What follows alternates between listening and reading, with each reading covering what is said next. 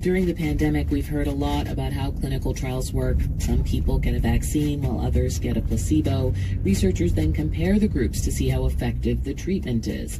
In economics, that kind of controlled experiment is not practical or ethical, but economists have found ways to solve those issues, and 3 of them are sharing in this year's Nobel Prize. NPR's Scott Horsley reports. Textbook economics suggests when you raise the minimum wage, some workers lose their jobs. But an accidental experiment in the 1990s upended that conventional wisdom.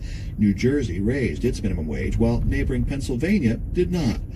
By comparing employment in fast food restaurants on both sides of the state line, economist David Card and the late Allen Krueger showed higher wages did not cost jobs.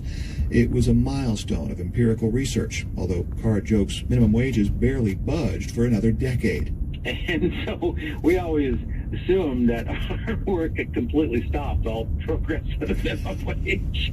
Other economists took notice, though, and so has the Nobel Prize Committee, which is honoring Card and others for their use of natural experiments in which otherwise similar people are exposed to different policies or events. During the pandemic, for example, economists have looked at states' varied approaches to mask mandates and emergency unemployment benefits. Card says in a country with widely divergent political views, there's no shortage of research opportunities.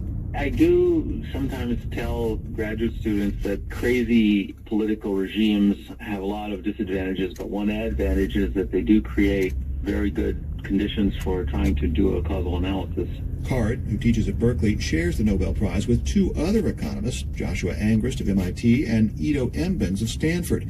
They created a framework that helps researchers sort out cause and effect in these experiments.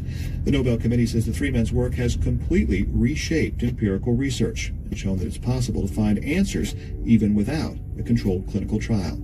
Scott Horsley, NPR News, Washington.